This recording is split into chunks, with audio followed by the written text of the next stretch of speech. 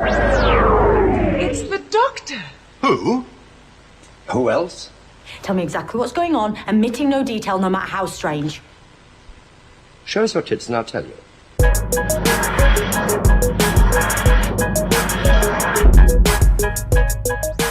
Nerdrotic.com. You know, I saw an article that said the BBC had failed JODie Whittaker. And listen, in a way it did, but it failed her by bringing about a female doctor in the first place. It's never going to work. It's never going to work the way they want it to work. They wanted the female doctor to be as popular and work in the same way that, John Pertwee did, Tom Baker did, David Tennant did, and it's just not going to work.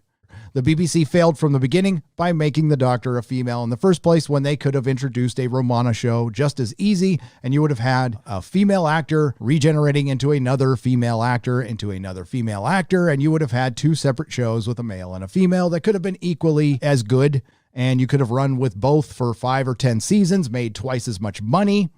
But instead, you decided to pluck the golden goose and replace the golden goose with a duck. And it doesn't work. It just doesn't work. And it never will work. And this is what we said from the beginning. And the thing was, the way they presented it, they made people afraid to speak up and say something like this by calling you a sexist. For one, it's ridiculous to call somebody a sexist when we're talking about a fictional character. When a fictional character is male for over 50 years, you got to put a little more work in doing drastic changes other than just doing it and then going, okay, audience, like it or you're sexist. The angry voices can often seem the loudest, but they're not the most representative. And I think sometimes we do think it's a bigger noise than it is because it's the thing that gets passed more comfortably than a compliment often. But the reason why I don't let it get me down is because it's daft.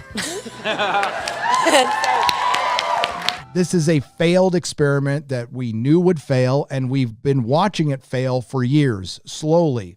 The BBC failed JODie in that extent, but JODie failed from the beginning by not doing the work she needed to do for the role. I've got to live up to this hype and this history and this, this extraordinary thing that's gone before. You don't want to be the season that ruins it. So. Yeah. I couldn't think of a more horrible job if I wanted to. She had the odds stacked against her. We understand that. Then don't take the role if you are not aware of that. She represented something pretty big and she failed fabulously at this job. I don't think Doctor Who can survive this because now you permanently have JODie Whittaker in the picture for every book, for every comic, for every special, for every potential crossover. And you can go on and try as much as you want to pretend she doesn't exist. She exists. She is permanently in this universe. They shoehorned her in. They remade the entire show around her because they are sexist, because they couldn't do a female show from the ground up. They couldn't create a female show from the ground up. So what do? They changed the problematic Doctor Who, and they had no problem doing this because they were absolutely embarrassed by it. Now, they love the money. They're not embarrassed about the money that Doctor Who brings in. But they are most certainly embarrassed about its past. And the same goes for Star Trek. Why do you think they put Michael Burnham in a prequel? And why do you think they made her Spock's sister? To fix the problematic past. One of the most progressive shows in the history of time. Both of them were. Doctor Who and Star Trek were problematic to these people. I'll just say people.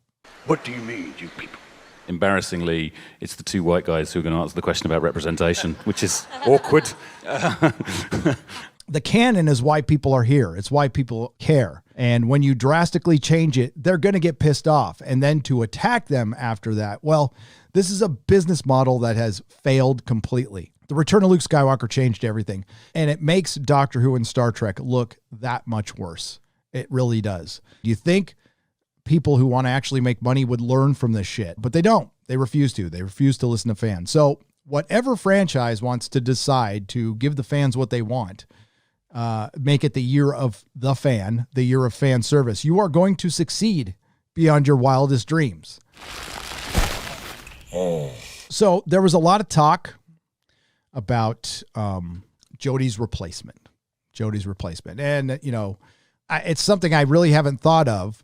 And I'm wondering, seriously wondering, if they are considering canceling the show. I only know from the merchandise sales, the merchandise is in the toilet.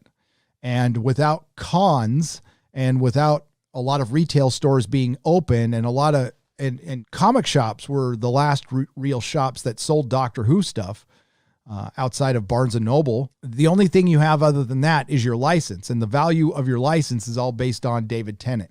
And each time you roll out a Doctor Who JODIE Whittaker episode, you end up killing your franchise. I'll say the same thing about Doctor Who as I say about Star Trek. I say, you know, the worst thing anybody or anything can do to Star Trek is to have Alex Kurtzman make more of it.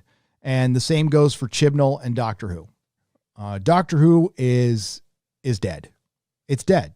The only people hanging on are the people like me who just freaking love the show to death. But it's not bringing in any new fans, and it hasn't for a long, long time. And the BBC needs to think long and hard if they want to keep spending money on this. You could tell they're putting less money into it. It's got one less episode. Out of the 8 episodes we're going to get, one of them's a holiday special. It'll again be on New Year's Day because they lost the Christmas slot. They're bringing back the frickin' Weeping Angels. That's not all they're bringing back, by the way. They're bringing back a lot of villains that they have brought up, but that's not all they're bringing back. Trust me on that one. That'll be your hint. They're going to try to swing for the fences again, and it's not going to work. It's not going to work. So I think it's done. I think it's done. I think it's just, we're going to wait it out, be a couple years. And I don't think they're going to officially say anything. I think they'll use words like, it's taking a break. It's on hiatus. We might delay it for another year. And they're just going to kick the can down the road. And they can, I think they will do a 60th anniversary special. I think we will get that.